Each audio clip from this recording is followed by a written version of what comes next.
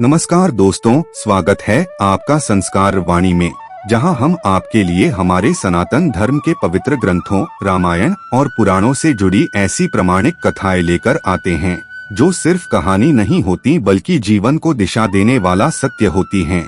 और आज की इस कथा में हम बात करने वाले हैं रामायण के उस महान वीर के बारे में जिसने बाल्यावस्था में ही धैर्य, वीरता और भक्ति का परिचय दिया और जिसने रावण के दरबार में भी निर्भय होकर प्रभु श्री राम का संदेश रखा, वीर अंगद जी।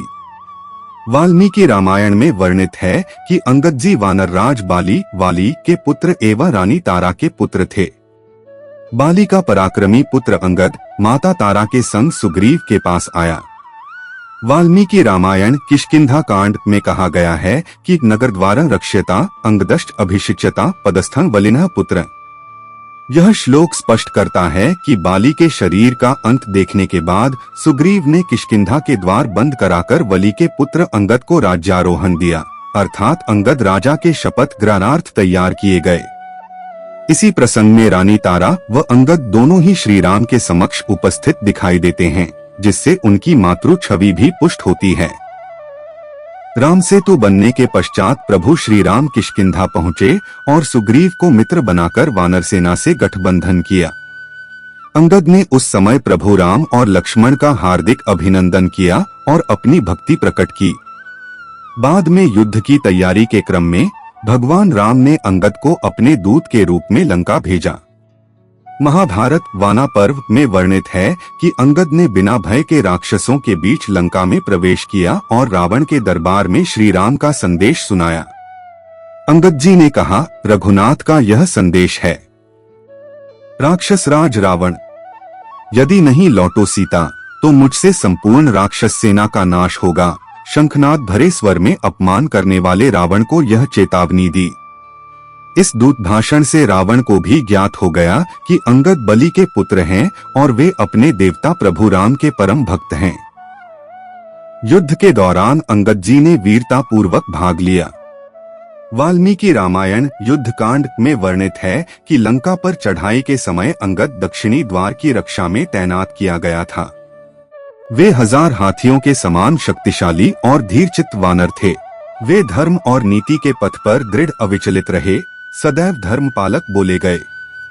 उनकी वीरता और निष्ठा का वर्णन रामायण के अनेक प्रसंगों में मिलता है। चरित्र और गुण।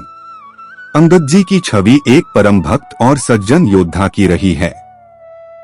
उन्होंने सदा श्री राम की आज्ञा का पालन किया और राघवनरेश को भक्ति पूर्वक सहाय किए। संकट की घड़ी में भी उनका धैर्य अटूट था और नीति में उन्होंने कभी समझौता न किया। बाली के मृत्यु के पश्चात भी अनुशासन का पालन करते हुए उन्होंने बड़े संयम के साथ राजदायित्व संभाला। रामायण तथा रामचरितमानस के अनुसार अंगद की प्रजा उनकी नीति प्रज्ञता, साहस और धर्मपरायणता के लिए सदैव स्मरणीय रही। आगे की कथा। राम रावण युद्ध समाप्त होने पर अंगद जी की महिमा और बढ़ी। किष्किंधा लौटने पर भगवान श्री राम ने अंगद जी को राज्य उत्तराधिकारी युवराज नियुक्त किया। कुछ कथा स्रोतों उत्तरा रामायण में उल्लेख मिलता है कि सुग्रीव के बाद सिंहासन अंगद जी को ही प्राप्त हुआ। विशिष्ट पुराण विष्णु पुराण में तो यह कथा मिलती है कि लक्ष्मण के पुत्र 2 थे, अंगद और चंद्रकेतु। यह दृष्टिकोण मुख्य रामायण से भिन्न होने के बावजूद अंगद जी की विविध परंपराओं में महत्ता दर्शाता है। इसके अतिरिक्त अन्य प्रमुख पुराणों पद्म, ब्रह्मवैवर्त आदि में अंगद जी का विशेष उल्लेख नहीं मिलता। अंगद जी और रावण की चुनौती। जब प्रभु श्री राम के दूत बनकर अंगद जी लंका पहुँचे और रावण के दरबार में उन्होंने धर्म और मर्यादा से भरा संदेश सुनाया, तब अहंकार में डूबे रावण ने उनके शब्दों का उपहास किया और वानर समझकर उनके बल को तुच्छ जान लिया। उसी क्षण अंगद जी शांत मुस्कान के साथ सभा के बीच आगे बढ़े, अपना एक पैर भूमि पर दृढ़ता से रखा और बोले कि यदि लंका का कोई भी योद्धा उनके इस चरण को हिला दे तो वे प्रभु राम का संदेश अस्वीकार मानकर लौट जाएंगे।